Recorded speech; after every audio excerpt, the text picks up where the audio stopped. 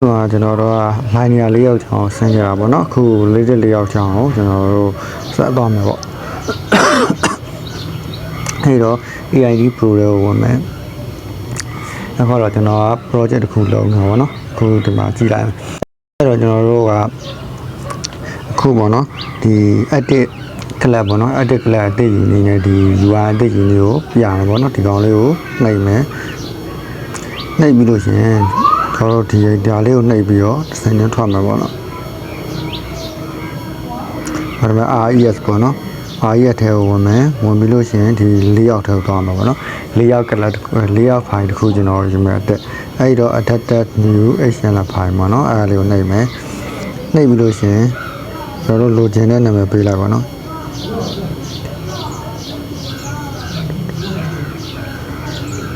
Adobe register အဲကျွန်တော် register ဆိုရဲကျွန်တော်တို့ဟိုပါပေါ့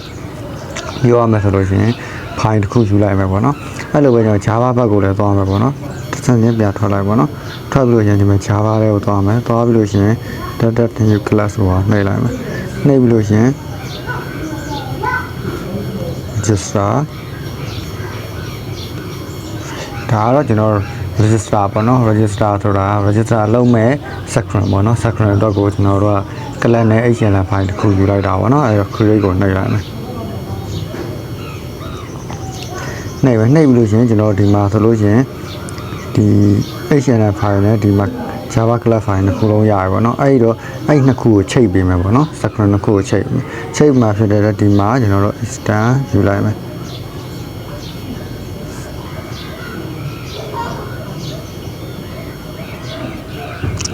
extend နော်ပေါ်လာရနော်အဲ့ဒါလေးကိုရွေးလို့မယ်ပြီးတော့ app convert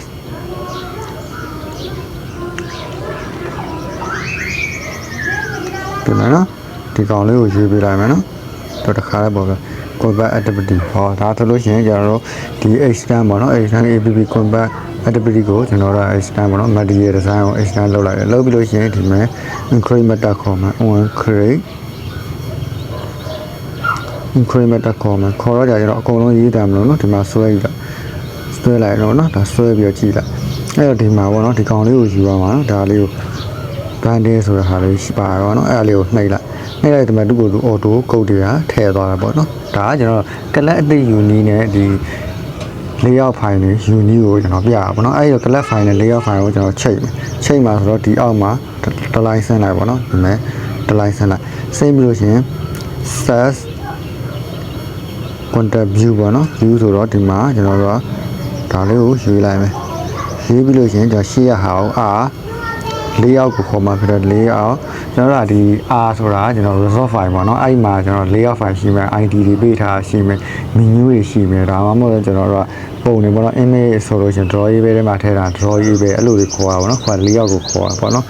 ID ခေါ်တာမဟုတ် layout ကိုခေါ်တာဖြစ်တဲ့ဒီမှာ artist မင်းတို့ဒီမှာ register ဆိုတာရှိရဲအဲ့လေးကိုနှိပ်ပြီးတော့ရေးပြီးလို့ရှိရင်ဒါကကျွန်တော်တို့ကဘယ်ဟာကိုချိန်တာအောင်ဆိုဒီ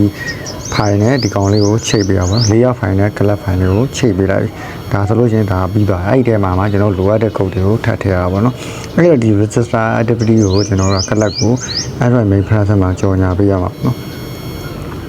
ဒီမှာအဲ့မှာဝင်ကြည့်လို့မပေါ်ဘူးဆိုလို့ရှိရင်ဒီကောင်လေးကိုနှိပ်ပြီးလို့တစ်ဆင့်ချင်းထွက်ပေါ့နော်စင်းထွက်လို့ရှိရင်ဒီမှာရှိရပေါ့နော်အဲ့ဒီထဲမှာကြော်ညာပေးရမှာပေါ့နော်အဲ့တော့ဒီမှာကြော်ညာပေးမှဖြစ်တော့ကျွန်တော်တို့ကဒီမှာပေါ့နော်သူ့ကို delay ဆင်းတဲ့အချိန်မှာအဲ့မှာကြော်ညာပေးရမှာတော့လည်းကျွန်တော်မကြော်ညာဘူးပေါ့နော်စဖုံဝင်ခြင်း UI ပေါ့နော် UI ကဒီ main class ဖြစ်နေတာပေါ့နော်အဲ့တော့ main class ကိုစမပေါ်ကျွန်တော်ဒီကောင်ကိုစပေါ်ကျွန်တော်ပေါ်လာဆိုချင်တာဖြစ်တော့သူ့နာမည်ကိုကျွန်တော်တို့ကဒီမှာအစားထိုးပေးလိုက်မယ်နော်ဒါဆိုရင် register class ကဒီ main ဖြစ်သွားတော့ပေါ့နော်အဲ့တော့ကျွန်တော်တို့ဒါလေးကိုထုတ်ကြည့်လိုက်မယ်ဒါကကျွန်တော်တို့ကလပ်အတိတ်ယူနေနဲ့ဒီကလပ်ယူထားတဲ့ကလပ်နဲ့ကျွန်တော်ရှေ့ကအတိတ်ဖန်တီးထားတဲ့ HTML file ကိုချိန်ပေးတဲ့အပိုင်းပေါ့နော်ဒါပြီးတော့ဒီယူလိုက်တဲ့ကလပ်ကိုကျွန်တော်တို့ Android main class မှာပေါ့နော်သွားပြီးတော့ကြော်ညာပေးရတယ်မကြော်ညာပေးရင်သူကဖွင့်လို့မရဘူးပေါ့နော်တကယ်လို့မကြော်ညာဘဲနဲ့အဲ့ကလပ်ကိုကျွန်တော်ဖွင့်တယ်ဆိုရင် software က crap ဖြစ်ပြီးတော့မှပိတ်သွားတော့ပေါ့နော်တော့ဖွင့်မရတော့တာလေးဖြစ်တတ်တယ်ပေါ့နော် ဟုတ်ပြီဒါဆိုလို့ရှိရင်ကျွန်တော်တို့ဒီမှာစော်ဝက်ဖြစ်ထုတ်နေပြီပေါ့နော်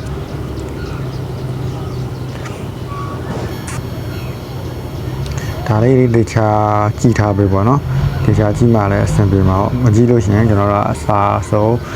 တခြားကြည့်ထားမှာကျွန်တော်နောက်ပိုင်းနေမှာနားလည်မှာပေါ့နော်ဒါလုံးဝအခြေခံမရှိရဲ့လူတွေလုံးဝမလုပ်ဘူးတဲ့လူတွေလိုက်လုပ်ဖို့ကျွန်တော်ဒီ lesson ကိုသင်ပေးရပါတော့ပြီးပြီးသားလူတွေကတော့ဒါတွေကတော့လုပ်စရာတော့မလိုတော့ဘူးပေါ့နော်ဒါဆိုလို့ရှိရင် register UI တက်လာပြီပေါ့နော်တက်လာတော့အဲ့ဒီထဲမှာကျွန်တော်ဘာတွေထည့်မလဲအဲ့တော့ကျွန်တော်တို့အဲ့ဒီတော့ကိုကျွန်တော်တို့လုပ်မယ်ပေါ့နော်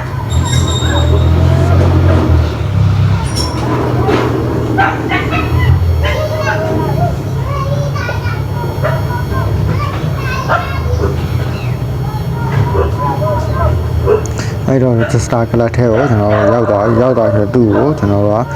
related layout ပေါ့နော် related layout ခေါ်ကြည့်အောင်related layout ဒီမှာကျွန်တော်တို့ related layout ခေါ်လာအဲ့တော့ related layout ရဲ့ function တွေကိုကျွန်တော်တို့ခေါ်ပြီးတော့ပြမှာပေါ့နော်အဲ့တော့ခေါ်ပြမှာဖြစ်တဲ့အတွက်ကျွန်တော်တို့တခြားကြည့်ဖို့တော့လိုတယ်ပေါ့နော်ဆောင်းလာကလက်ယူတာတွေ HTML file ယူတာတွေအဲ့ဒါတွေကိုတခြားကြည့်ပြီးတော့လိုက်လုပ်ပြီးပေါ့နော်အဲ့လိုလုပ်မှလည်းကျွန်တော်တို့နောက်ထပ် project တွေပါလုပ်ရချင်တာအဆင်ပြေမှာပေါ့နော်ဟုတ်ပြီအဲ့တော့ကျွန်တော်ဒီ related layout မှာသုံးကြမှာ related layout ကိုဘယ်လိုအသုံးချလဲဆိုတော့ထပ်ပြီးတော့ရှင်းပြမယ်ပေါ့နော်အဲလုံးဝအခြေခံမရှိတဲ့လူလုံးဝနားမလည်သေးတဲ့လူတွေကတခြားလိုက်ကြည့်ပေါ့နော်နားလည်ပြီးသားလူတွေကတော့ကြည့်တိုင်းမှာပေါ့နော်ဒီ project တွေလုပ်တဲ့အချိန်မှာလိုက်ကြည့်အောင်မှာပေါ့နော်အဲ့တော့ကျွန်တော် related layout ကိုခေါ်ပြီးတော့ပြမှာပေါ့နော်ဟုတ်ပြီအဲ့တော့ဒီကျင့်ကောင်ထပ်ဆက်မှာပေါ့နော်ရှင်းပြမှာဆိုတော့ကျွန်တော်ဒီမှာ related layout တော့ကျွန်တော် view တွေထည့်ကြည့်မှာပေါ့နော် view တွေထည့်ကြည့်မယ် view တွေကိုဒီမှာ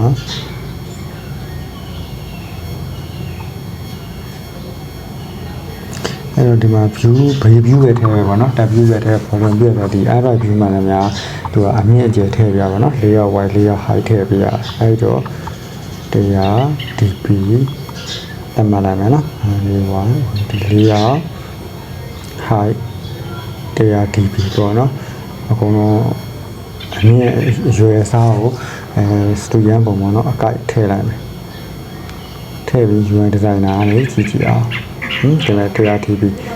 TRTP လို့ထည့်ထားအဲ့တော့ background ထည့်လိုက်မယ်နော်ကျွန်တော်မြင်သာအောင်လို့ color ထည့်လိုက်မယ် color ထည့်လိုက်ပြီးဒီမဲ့ color ထည့်ထားပြီပေါ့နော်အောင်လည်းတေးလိုက်မယ်ဗျကျွန်တော်တို့ပို့ပြီးတော့လေစံတော့ view တွေကိုပေါ့နော်ထည့်နေမှာကြည့်လို့မြင်သာအောင်လို့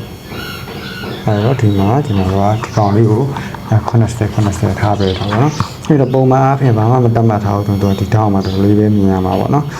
ဒါလေးက view ကဒီဘက်အပေါ်ထောင်ပေါ့နော်အပေါ်ထောင်ဘေးလက်ထောင်မှာပေါ့နော်အပေါ်ဘေးလက်ထောင်မှာကတ်နေပါတော့ဒါက view ဘယ်လောက်ထည့်တယ်ဆိုတော့တော်လေးကတ်နေပါ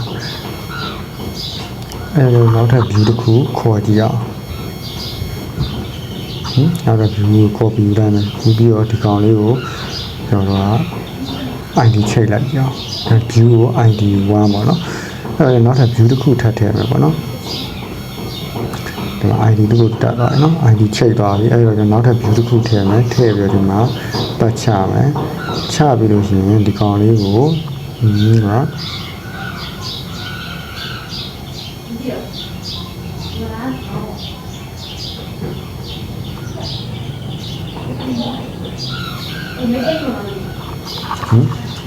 ဒီလိုလေးဆိုလို့ရှိရင်ကျွန်တော်တို့ဒီမှာ view တစ်ခုอ่ะဒီမှာအောက်က view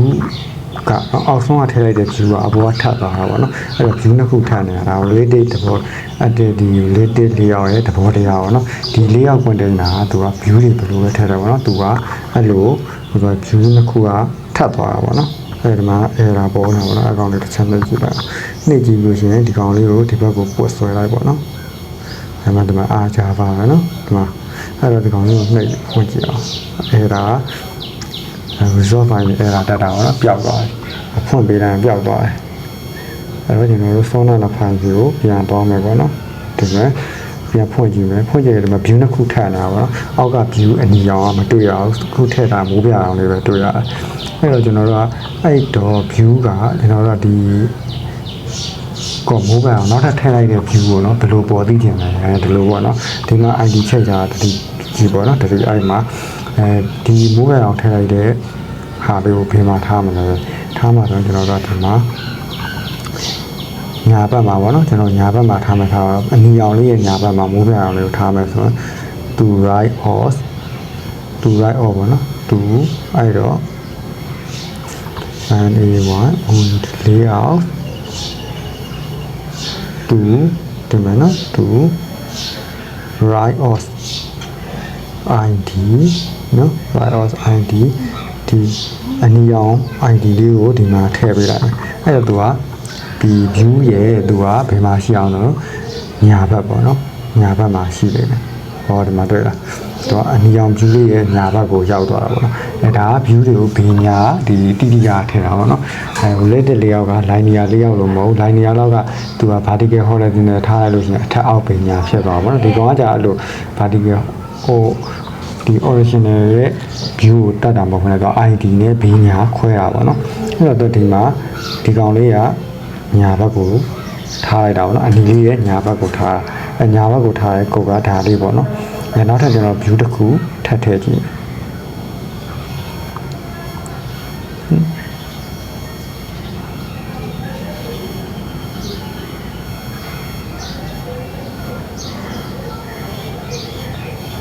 view တစ်ခုထပ်ထည့်နေဒီ id ကခဏဖြုတ်ထားလိုက်ပါနော် id မထည့်ဘူးပေါ့နော်အဲ့တော့ဒီ view ကိုကျွန်တော်တို့ပါထားမလို့ဆိုတော့အဝါရောင်လေးပေါ့နော် view အဝါရောင်လေးရတယ်ကျွန်တော်တို့ကသူ့တန်ဖိုးမတတ်မှတ်ထား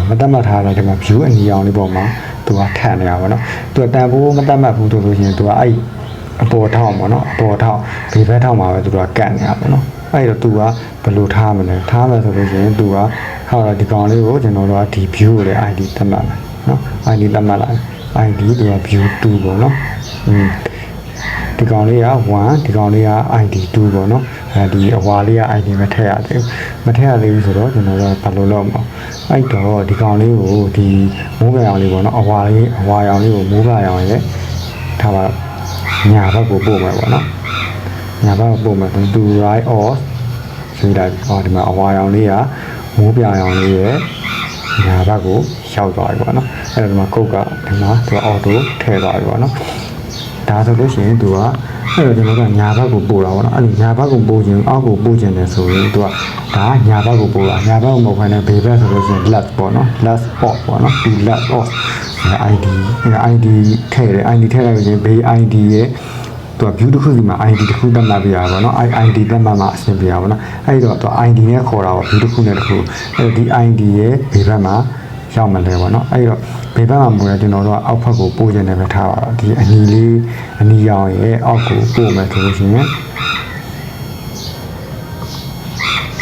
ဒီအဝါလေးကိုပေါ့နော်အဝါလေးကိုကျွန်တော်တို့ကအောက်ကိုပို့မယ်ပေါ့ lay and ay oud layout ဘီလိုပေါ့နော်ဘီလိုဆိုတာကျွန်တော်တို့အောက်ပေါ့နော်ဘေးအောက်တော့အဲ့တော့အနီရဲ့အောက်ကိုပို့အဲ့တော့အနီကဝါပေါ့နော် id နဲ့ခေါ်ပြီးတော့ကျွန်တော် UI designer ခေါ်ကြည့်တာဒါဆိုလို့ရှိရင်ဒီမှာကျွန်တော်တို့ဘာတော့တွေ့မလို့ဆိုတော့ဒီကောင်လေးပေါ့နော်အဲ့ကောင်လေးကဘယ်ကိုရောက်သွားအောင်ဆိုတော့အနီရောင်လေးရဲ့အောက်တက်တဲ့ကိုရောက်သွားတာပေါ့နော်အဲ့တော့၄ရောက်ပြီးလို့ပြီးတော့၄ရောက် about ဆိုတာရှိသေးတယ်ပေါ့နော် about ဆိုတာအပေါ်ပေါ့နော်သူအပေါ်ကိုပို့တာပေါ့နော်ဒါကကျွန်တော် view တစ်ခုစီကိုစီမံခန့်ခွဲပြတာပေါ့နော်အဲ့တော့ဘယ်လိုထားရလဲပေါ့နောက်ထပ်ကျွန်တော်တို့က id နောက်ထပ် view ထပ်ထည့်ကြည့်မယ်ပေါ့နော်ဒီ view ထပ်ထည့်ကြည့်အောင်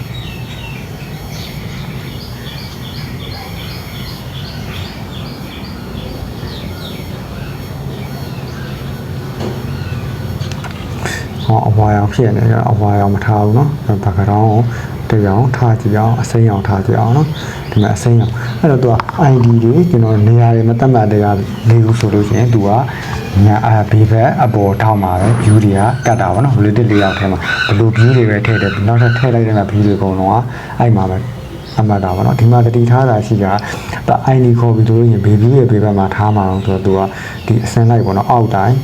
မှတ်လာတာပေါ့เนาะအောက်တိုင်းထည့်ရတာအဲ့တော့ဒီသူကညာဘက်ကိုထားခြင်းနဲ့ view ပါပေါ့နော်ဒီ view ရဲ့ညာဘက်ကိုထားခြင်း view ကသူ့ရဲ့အောက်ကထပ်ပြီးတော့ဖြစ်ရတာပေါ့နော်အပေါ်မှာထားလို့ရှင်သူကအဲ့ဒါတက်တယ်ပေါ့နော်ဒါအစိမ်းရောင်လေးပေါ့နော်ဒီအစိမ်းရောင်လေးအဲ့တော့ဒီအစိမ်းရောင်လေးကိုကျွန်တော်တို့ကဘယ်လိုထားမလဲအဲ့တော့အလဲစင်တာတက်တဲ့ပုံမှာဒီအလဲစင်တာဆိုတာကျွန်တော်ဒီနားလေးပေါ့နော် ဒီနားလေးကိုကျွန်တော်တို့ထားကြတာအလဲတက်တယ်ပေါ့နော် view ကအလဲတက်တယ်အလဲတက်တော့ screen ရဲ့အလဲတက်တယ်ပေါ့လူရဲ့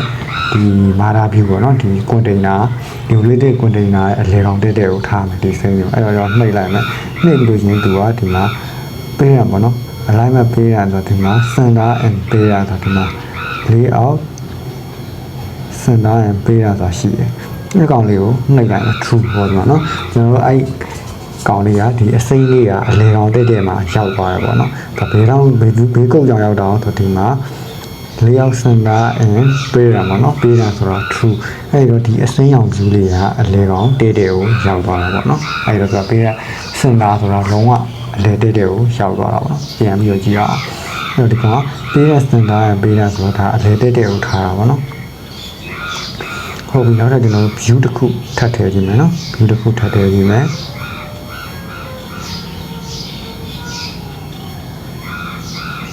အဲ့ဒါမှကျွန်တော်တို့သဘောပေါက်မှာပေါ့နော်အဲ့ဒီတော့ဒီမှာဒီကောင်အဝါရောင်ဒီကောင်လည်းကာလာတစ်ရောင်ခွဲကြည့်အောင်ပေါ့နော်သူ့ကိုအပြာရောင်လေးထားမယ်အဲ့တော့ဒီမှာအပြာရောင် view လေးတစ်ခုတော့ထပ်ထည့်ကြည့်ရပေါ့နော်ဒါနေရာချဖို့ခြားလေးတွေကိုကျွန်တော်ပြောပြရတော့ပေါ့နော်အဲ့တော့ဒီကောင်ပေါ့နော်ဒီအပြာရောင်လေးပေါ့နော်အပြာရောင် view လေးကိုဘယ်လိုထားမလဲအဲ့တော့ကျွန်တော်တို့ဒီမှာဘာနှပိုးမှမတတ်မှတ်ဘူးသူကအဲ့ထောင်မှာပဲကတ်တာပေါ့နော်အဲ့တော့ကျွန်တော်ဒီကောင်ဟိုဒီလင်းတဲ့ပုတ်ကွက်တင်နာရဲ့သူ့ရဲ့ဒီမာရကွက်တင်နာဟိုအောက်ဆုံးပေါ့နော် bottom အောက်ခြေမှာထားမယ်ပေါ့နော်အောက်ခြေမှာထားမယ်ဆိုရင်သူကလမ်းမှာပေးရဒီမှာပေးရ bottom ပေါ့နော်ဒီမှာ bottom ဒီမာရာကွန်တိန်နာရယ်ပေါ့နော်ပေးရ bottom ဆိုအောက်ခြေမှာထားမယ်လို့ပြောတာအဲ့တော့ true ဆိုရင်ဒီမှာသူကအောက်ခြေမှာရောက်သွားတာပေါ့နော်ဒါအောက်ခြေမှာထားတာပေါ့နော်အဲ့တော့ဒီမှာကုတ်ကိုတေချာကြည့်လိုက်ပေါ့နော်ဒီမှာ element ပေးတဲ့ bottom ဆိုတာသူကအောက်ခြေမှာထားတာနော်မတူဘူးပေါ့နော်တစ်ခုနဲ့တစ်ခုအဲ့တော့ပြန်ပြီးတော့ထားကြည့်မယ်ဒါ bottom အောက်ခြေမှာထားရပေါ့နော်အောက်ခြေမှာထားပြီးတော့ကျွန်တော်တို့အောက်ခြေတော့ထားရတယ်ဒါပေမဲ့သူ့ကိုအလေကောင်တိတ်တယ်မှာအောက်ခြေရဲ့အလေတိတ်တယ်မှာထားခြင်းပေါ့နော်ဒီနေရာမှာထားခြင်းနဲ့စင်တာမှာထားခြင်းနဲ့ဆိုထပ်လိုက်ဒါဒီ element ပေးတဲ့ bottom true ပေါ့နော်အောက်ခြေမှာထားတာပေါ့နော်သူပေးတဲ့ bottom ဆိုတာဒီသူ့ရဲ့မာရာပြီးအောက်ခြေမှာထားတယ်အောက်ခြေမှာထားပြီးတော့သူကဒီ center ပေါ့နော် collagen နဲ့ center ဆိုတာဒီမှာဒီကောင်လေးကိုရွေးပြီးတော့ထူးနေရတယ်အဲ့မှာသူကအဲ့တော့ဒီအောက်ခြေမှာသွားပြီးတော့ပေါ်လာပေါ့နော်အဲ့တော့ဒီမှာ code line တိုးသွားတယ် center and collagen နဲ့သူကအလေကောင်တက်တယ်ပေါ့နော် center and collagen နဲ့သူကအလေကောင်တက်တယ်မှာပေါ်လာပေါ့နော်အဲ့ဒါကျွန်တော်တို့ထားခြင်းလို့ထားလို့ရတယ်ပေါ့နော်ဟုတ်ပြီအဲ့တော့ကျွန်တော်နောက်ထပ် view ထပ်ထည့်ကြည့်မှာပေါ့နော်ဒါ view တွေကိုထည့်ပြီးတော့နေရာချပြတာ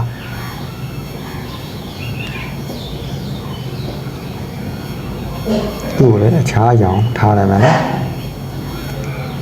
ပန်းရောင်လေးထားမယ်အဲ့တော့ကျွန်တော်ပန်းရောင် view လေးတစ်ခုထပ်ထည့်တယ်နော်နေရာချပုံနော် related layout ထဲမှာနေရာချပုံလို့ပြောတာအဲ့တော့ဒီကောင်လေးကိုကျွန်တော်တို့ထားမယ်ဘယ်နေရာမှာထားခြင်းလို့ဆိုတော့ကျွန်တော်တို့ကဒီဘက်မှာကတ်ချင်တာပေါ့နော်အဲ့တော့သူ့ကိုကတ်လိုက်ညာဘက်ကိုကတ်ချင်တာ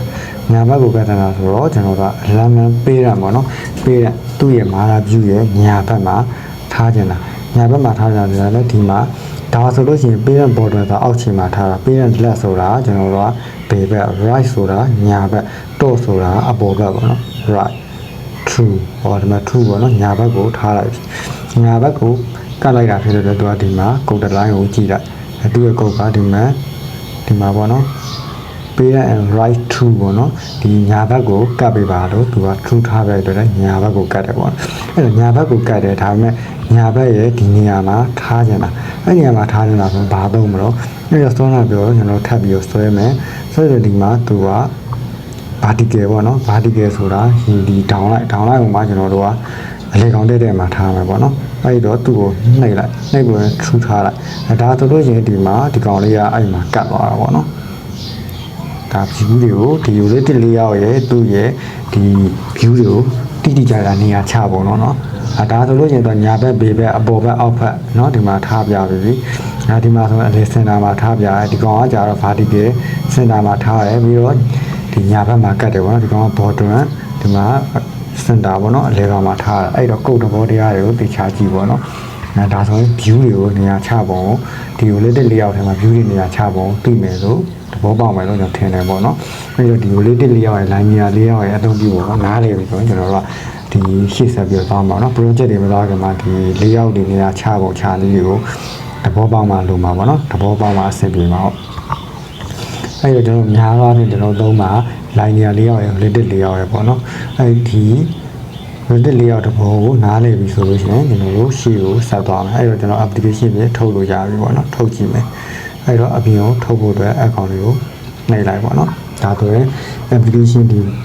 ready လုပ်နေပေါ့နော်ဒါဒီစောင့်နေပေါ့အဲ့တော့ကျွန်တော်ကဒီ related layout ကဘယ်လိုသုံးချရလဲဆိုတာကိုသဘောပေါက်တယ်ပေါ့နော်ကျွန်တော်ဒီ game တွေပါရေးမယ်ဆိုရင်ကျွန်တော်တစ်ခုနဲ့တစ်ခုပေါ့ view တစ်ခုနဲ့တစ်ခုထပ်ချင်တာပဲဖြစ်နေဖွက်ချင်တာပဲဖြစ်ဖြစ်အဲ့လိုဖွက်လို့ရမှာထားပါကျွန်တော်ကဘယ်လိုလုပ်မလဲဒီ related layout က view တစ်ခုနဲ့တစ်ခုထပ်ထားလို့ရတယ်ပဲတိတိကျကျပေါ့နော်အဲ့လေ center မှာထားပြီးတော့ view 1ကိုview 1ရဲ့အပေါ်မှာ view 2ကိုထပ်ထားလို့ရတယ်နော် view 1ကို view 2နဲ့ခွဲထားလို့မျိုးအဲ့တော့ဘာတော့ဆိုတော့ကျွန်တော်တို့ကတစ်ခုခုကိုဟိုနော် view 1ကို view 2ကိုပို့ပြီးတော့ဖွက်ထားတာပေါ့နော် game တွေဆိုလို့ကျွန်တော်ဘယ်လိုလုံးဆိုတော့ကျွန်တော်တို့ဒီထားပါတော့ဒါအန်စာသုံး game ပေါ့နော်အန်စာသုံး game ဆိုလို့ရှိရင်အပေါ်ကအုပ်ဆောင်က view 2ပေါ့နော်အောက်မှာကျွန်တော်တို့ဒီအန်စာသုံးနဲ့အောက်ခံခွက်ရှိရပေါ့နော်အဲ့တော့ view 1 view 2 view 3ဆိုပြီးထားလို့ရတယ်နော် view 1ကကျွန်တော်ခွက်ပဲပေါ့နော်ဒီအောက်ခံခွက် view 2ကကျတော့အန်စာသုံးပဲထားပါတော့နော်ကျွန်တော်အန်စာသုံးထားမယ်ထားလို့ရင် view 3ကအပေါ်အုပ်ဆောင်ပေါ့နော်အဲ့တော့ view 3က view 1 view 2ကို꿰ထားတယ်လို့ပေါ့နော်ဒီလိုပုံစံမျိုးထားတာပေါ့အဲ့တော့ကျွန်တော်ကအန်တိုင်မာတစ်ခုပေးပြီးတော့မှကျွန်တော် ring စနစ်နဲ့ကစားပြီးတော့မှ view 3ကိုကျွန်တော်က visible invisible လုပ်လိုက်တယ်ဆိုရင်ဒီအုပ်ဆောင်လေးကပျောက်သွားတာအုပ်ဆောင်လေးပျောက်ပြီးတော့အောက်က view 1နဲ့ view 2ပေါ်လာမှာပြောရမယ်ဆိုတော့အောက်ခံခွက်ကလေးနဲ့အန်စာတုံးပေါ်လာမယ်အဲ့လို game မျိုးတွေရေးရတော့ little လေးအောင်နဲ့ကျွန်တော်တို့ကဒီ game view တွေကိုတစ်ခုနဲ့တစ်ခုထပ်ထားတာပေါ့နော်ဒါအလွယ်တကူမျိုးပေါ့နော်ကျွန်တော်တို့ game engine တွေပါမတုံးမဲ့လွယ်လွယ်ကူပေါ့ပေါ့ပါ game တွေရေးဆိုတော့အဲ့လိုရေးတာပေါ့နော်ဒါတော့ကျွန်တော်တို့ချခဲ့တဲ့အတိုင်းပဲပေါ့နော်ချခဲ့တဲ့အတိုင်းပဲကျွန်တော် view တွေကိုမြင်ရတယ်ပေါ့အဲ့လိုပေါ့နော်ကျွန်တော် game တွေပါတယ်ပေါ့ပေါ့ပါ game တွေပါရေးမယ်ဆိုတော့ဆောင်းလာကျွန်တော်ပြောသလိုဒီ related layout နဲ့ view တွေကိုထပ်ရတာပေါ့နော်အဲ့လိုအဲ့ဒါတော့ game တွေပါတယ်ရေးမယ်ဆိုရင် view 1 view 2 view 3အဲ့လိုပုံစံထပ်တာပေါ့နော်အဲ့တော့ image view ဆိုလို့ရှိရင်view နေရာမှာကျွန်တော် image view 1 2 3ထားတယ် image view 1ကခံကွက် image view 2ကအပေါ်ကအန်စာတုံး image view 3ဆိုလို့ရှိရင်အုပ်ဆောင်ပုံလေးပေါ့နော်အဲ့အုပ်ဆောင်ပုံလေးကဒီအောက်က1 2ပေါ့နော်အောက်ခံခွက်ကလေးနဲ့အန်စာတုံးလေးကိုပွားထားတယ်အပေါ်က view နဲ့꿰ထားတယ်ညအချိန်တစ်ခုရောက်တဲ့အချိန်မှာ random လုပ်ပြီးတော့ဒီတတိလေးကိုပေါ့နော်အုပ်ဆောင်လေးကိုဖြောက်လိုက်တယ်ဆိုလို့ရှိရင်အောက်ကအန်စာတုံးလေးရဲ့ခံခွက်ကလေးတွေပေါ်လာတယ်တိုင်မာတစ်ခုပြန်ပေးတယ်အုပ်ဆောင်တတိလေးပေါ့နော်အုပ်ဆောင်က image တတိလေးက view တတိလေးကပြန်ပြီးတော့ visible ဖြစ်လာတယ်အောက်ကဟာလေးကိုဝတ်လိုက်တယ်အဲ့လိုပုံစံမျိုးတစ်ခင်းကြီးအဲ့တော့ဒီသဘောတရားတွေကိုနားလည်ရဆိုလို့ရှိရင်ကျွန်တော်တို့ကအသုံးချပြီးတော့မှ software တွေရေးသွားတာပေါ့နော်အဲ့တော့ဒီ software တွေကဒီဘာကိုမိခိုးရဲဆိုဆောင်းတာဆိုတော့အခြေခံလေးတွေကိုမိခိုးပြီးတော့ကျွန်တော်တို့ဒီ twin something မှုတွေ idea တွေပေါင်းဆက်ပြီးတော့မှလုပ်ရတာပေါ့နော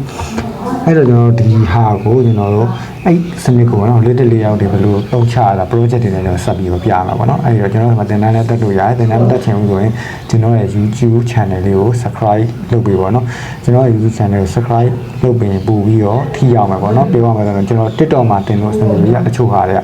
TikTok မှာ view ရှိကြီးတွေလည်းတင်လို့မရဘူးပြီးတော့တချို့